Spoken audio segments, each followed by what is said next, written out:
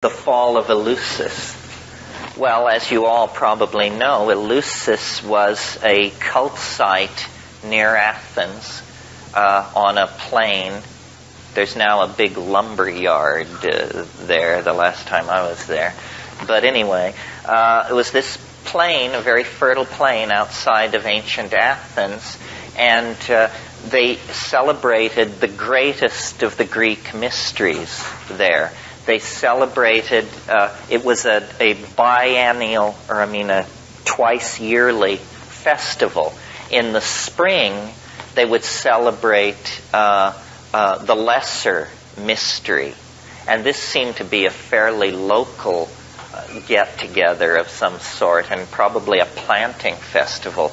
But every September, for 2,000 years, people from all over the Greco-Roman world would come for the festival at Eleusis. And the rule was, first of all, it was open to everyone.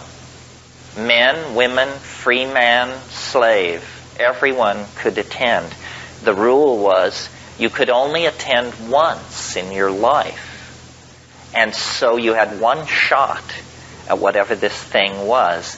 And you were sworn to silence. And literally, everyone who was anyone went to Eleusis to experience the mysteries. Herodotus, Thucydides, Plato, Aeschylus, Euripides, everybody. People would make journeys of thousands of miles. It was the wellspring of Greek spirituality. The problem is we don't know with certainty what the excitement was all about. We know that there was an inner cult area called the Tellest Arion, and that that something was drunk and that something was seen. And in the 19th century, they just went nuts on this subject. I talk about it in my book. And they finally, all these constipated Victorian classicists decided that the mystery of Eleusis must be a representation of the female genitals, illuminated at the height of this ceremony by a laser light show of some sort. And so, it was just absurd. It was a complete distillation of the Victorian mind being projected. You'd like to believe that the roots of Western civilization are deeper than a peep show, but hey, who knows? There was a very interesting incident it's called the Scandal of 415, which is that in 415 BC, a wealthy Athenian noble named Alcibiades was busted. The charge was possessing the Eleusinian mystery and distributing it to guests at dinner. Well, this seems to make it fairly clear that this was not a clay representation of anybody's genitals. This was some kind of dope of some sort. So then the scholars whip out their knives, and all kinds of theories have been brought forward. Some of you may know the scholar Robert Graves discusses this in The White Goddess. And his theory, which I think deserves to be more looked at than it has, his theory was that these recipes, people drank something from a special cup called a kakekion, and recipes supposedly exist for what they drank. And it's honey, barley, something else, and always water. And Graves argued that that water is not something that you list as an ingredient of something you drink. Obviously, it has water in it. So he said the inclusion of water in this list is in order that there can be an ogum. Do you know what an ogum is? You will when I tell you, because you've all seen them. An ogum is when you make a list of things in such a way that the first letters spell out a word. You grok that? So the idea was that in Demotic Greek, the words for barley, honey, water, and this fourth ingredient that I can't remember, those 4 words can be arranged to spell out the word miko, which means mushroom. So Robert Graves was convinced that a psilocybin mushroom lay behind the Eleusinian mysteries. This is a pretty good, this is not entirely unreasonable. Now, a few years ago, there was a book written by the great mushroom enthusiast and discoverer Gordon Wasson, and the chemist who discovered LSD, Albert Hofmann, and the classicist Ruck. The 3 of them, and Jonathan Ott, I think, was also in there, wrote a book called Persephone's Quest. Not Persephone's Quest, that's a different book. The Road to Eleusis. Good, watch me. The Road to Eleusis.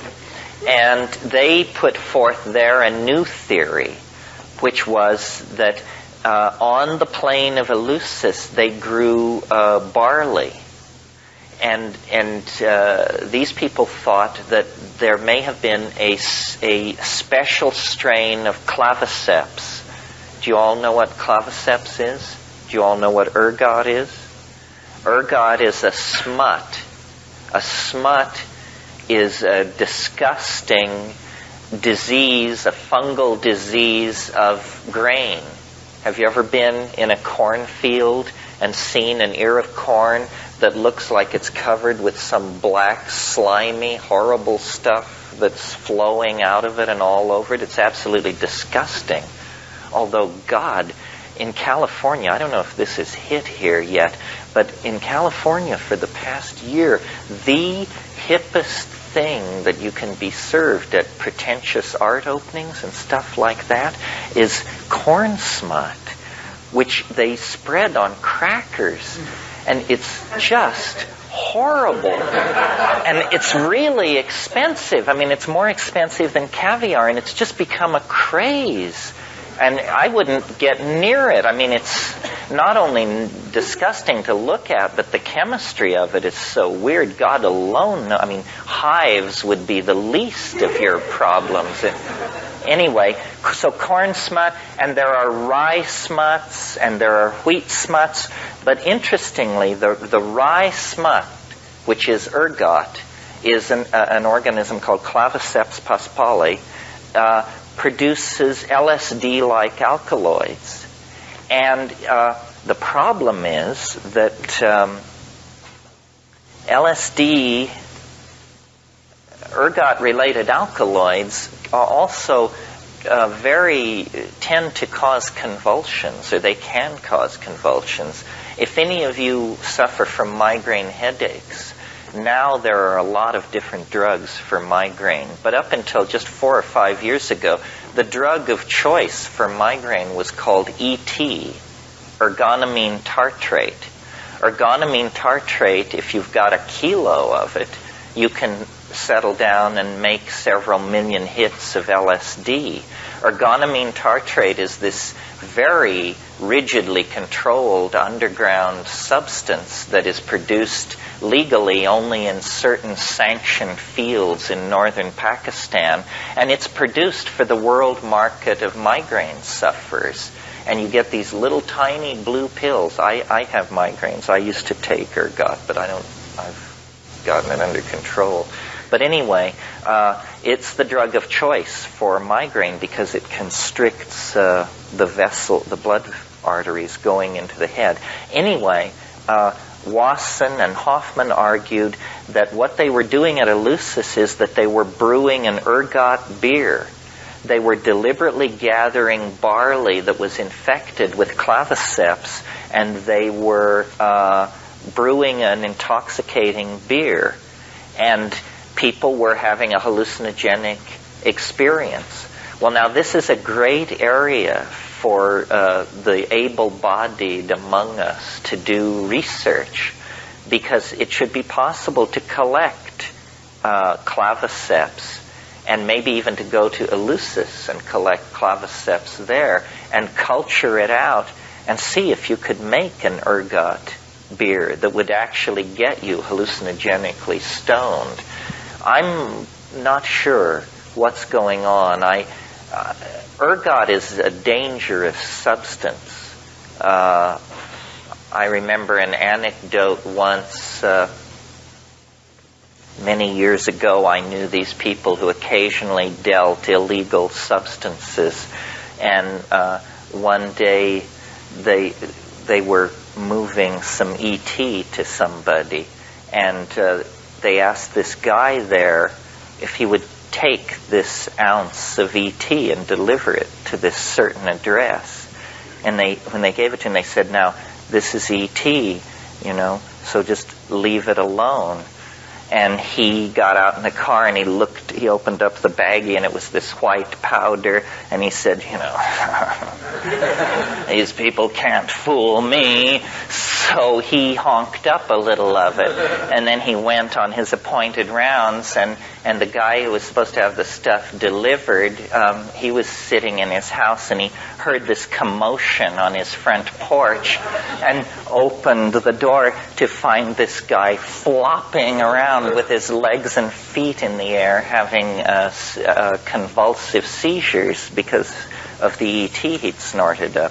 It's just one more story about the dangers of white powder drugs, folks. Anyway, it's important for the argument because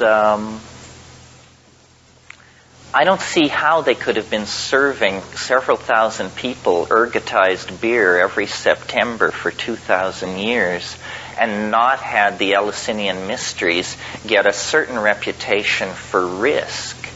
That people would have convulsions and conceivably even die of heart attacks. I mean, how could they get that many people loaded year in and year out and not get a bad rap on it?